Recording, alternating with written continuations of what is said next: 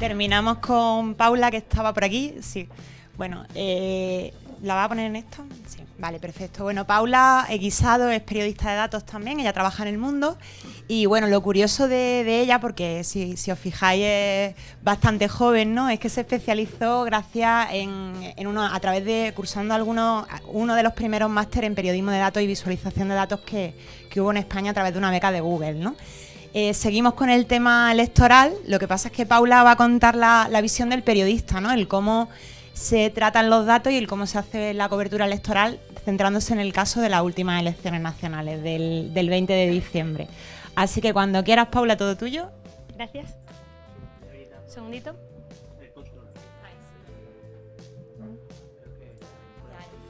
Vale. Bueno, pues yo voy a hablaros de periodismo de datos para cubrir unas elecciones. Como he contado, bueno, yo trabajo en El Mundo ahora, soy parte de la unidad de datos del Mundo, que ahora mismo son 5 personas, pero que en realidad ha ido creciendo poco a poco. Empezamos en abril, éramos 3 periodistas de datos y hacíamos un poco lo que podíamos. Entonces, de repente llegamos en abril y en mayo ya eran las primeras elecciones. Y fue como, bueno, venga, pues lo que se pueda, ¿no?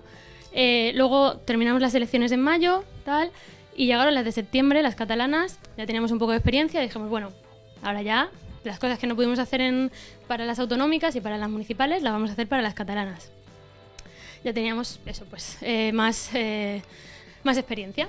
Y luego ya llegó el 20D, que es la última cita de un año muy, muy electoral, y aunque éramos una unidad de datos muy reciente, pues no teníamos ni un año, ya íbamos con un poco de experiencia.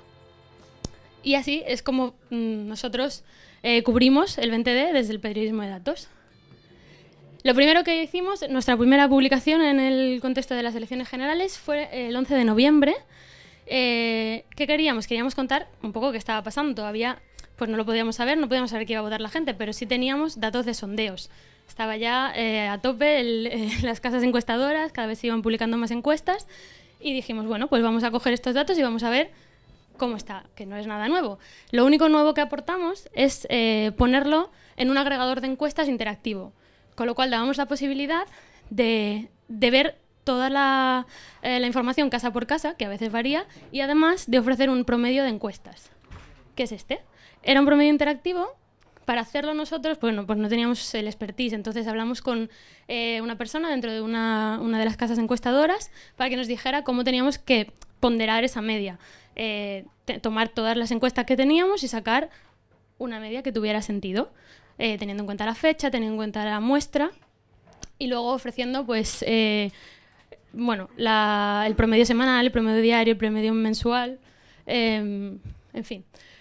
Y sobre todo dándole la oportunidad a la gente de que toqueteara, de que pudiera ver, pues saber que la encuesta que le hacen al Mundo, cómo queda la encuesta que le hacen al País o al diario.es.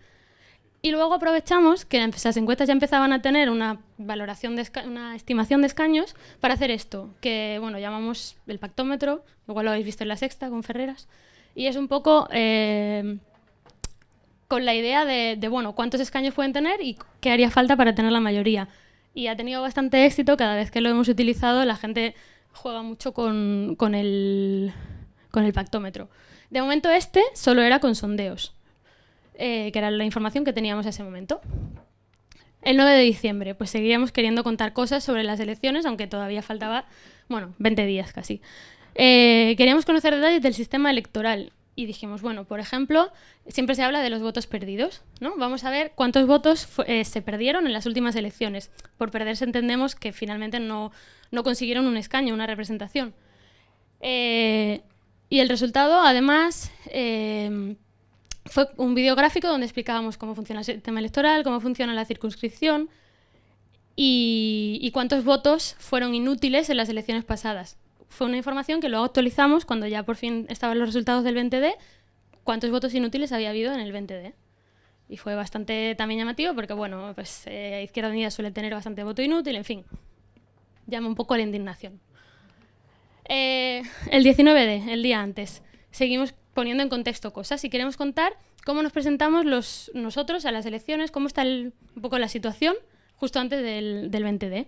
Queríamos hablar de la ideología. Para eso teníamos unos datos que no sé si conocéis. El CIS tiene un barómetro El CIS es el Centro de Investigaciones Sociológicas, y ellos suelen preguntar por un eje de ubicación ideológica, dónde te sitúas tú y dónde sitúas a los partidos. Y esa información nos parecía muy interesante ver el análisis a lo largo del tiempo para ver cómo se situaba la gente y saber si la población española había ido cambiando, era más de derechas o más de izquierdas en los últimos años, y ver si los partidos habían ido también cambiando. Vale, han aparecido nuevos partidos, pero ¿están ocupando un sitio nuevo? O realmente simplemente la gente los entiende como que ocupan el espacio ideológico que ya quedaba. Bueno, hicimos esto, que es también un gráfico interactivo, donde se puede ver desde 1990, que es el primer CIS, donde ya están lo que es el Partido Popular, PSOE, Izquierda Unida, y se va viendo cómo avanza en el tiempo. El resultado, la conclusión es que la ideología es la misma, los partidos son nuevos, pero no cambia. Y nosotros tampoco cambiamos. Nuestra media de ideología sigue manteniéndose más o menos un poquito a la izquierda, pero centrada. Y llega el día D. En el día D, el periodismo de datos sirve de poco, porque es difícil hacer algo así muy rápido. Nosotros estamos preparándonos para el día siguiente, pero lo que es el día de las elecciones es así. Hay muchas cosas, pero no te da tiempo a hacer un análisis riguroso. Te estás preparando, estás esperando a que estén escrutados todos los resultados, y entonces es cuando tú ya puedes dar información. ¿Qué dimos? Bueno, nuestras dos ideas eran, primero, vamos a desgranar los principales resultados del 20D. ¿Qué ha pasado? ¿Qué queremos destacar? Puntos clave. Bueno, pues decidimos que era para nosotros, y pensábamos que en general, lo más importante que había pasado del 20D. Cómo ha quedado los nuevos partidos, qué ha pasado con el PP, el bipartidismo, el PSOE. Y luego además queríamos darle a la gente la oportunidad de que tuviera toda la información, de que, bueno, yo te voy a dar lo que creo que es más importante, pero además te voy a dar la oportunidad de que navegues tú, de que compares con los resultados del año anterior, de que veas dónde ha sido primera fuerza cada partido, dónde ha sido segunda.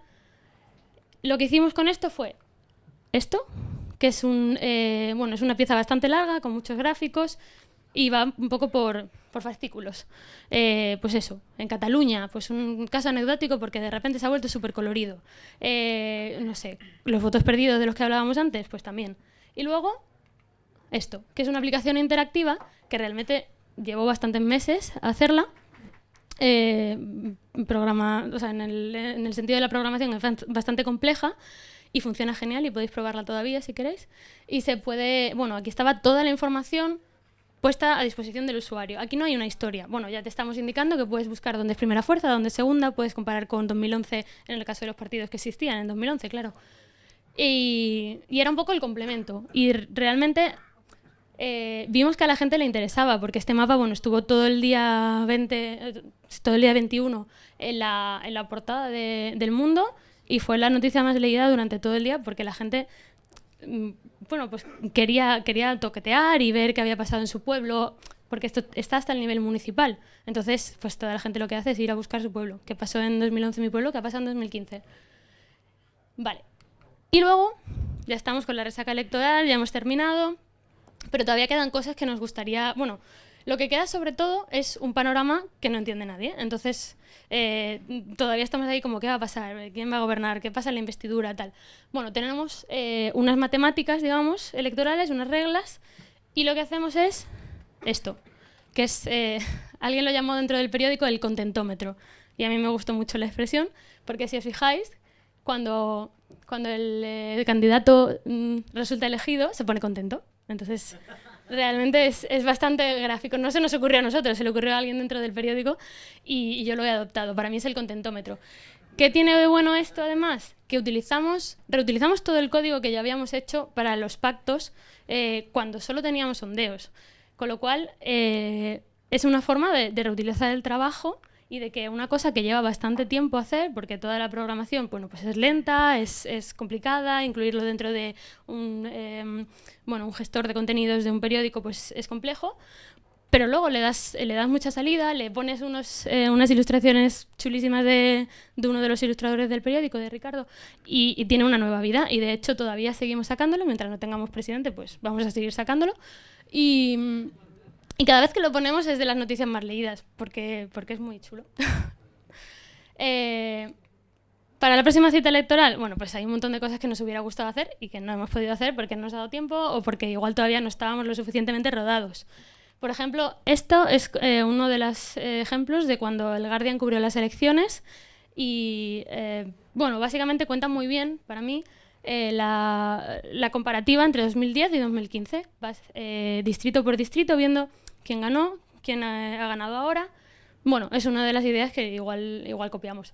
Esto es un ejemplo del New York Times, es de la carrera para ser alcalde en Nueva York.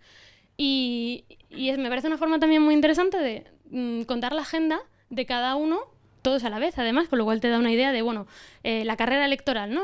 ¿Dónde has estado? ¿Qué has hecho? Si te pones encima de cada punto te da información. Bueno, pues aquí había un mercadillo benéfico y fue esta persona pues, a hacerse la foto, probablemente. En fin, no nos faltan ideas propias o que copiar para unas próximas elecciones y lo único que nos falta es saber si van a ser dentro de 2 años o de 2 meses. Ya está.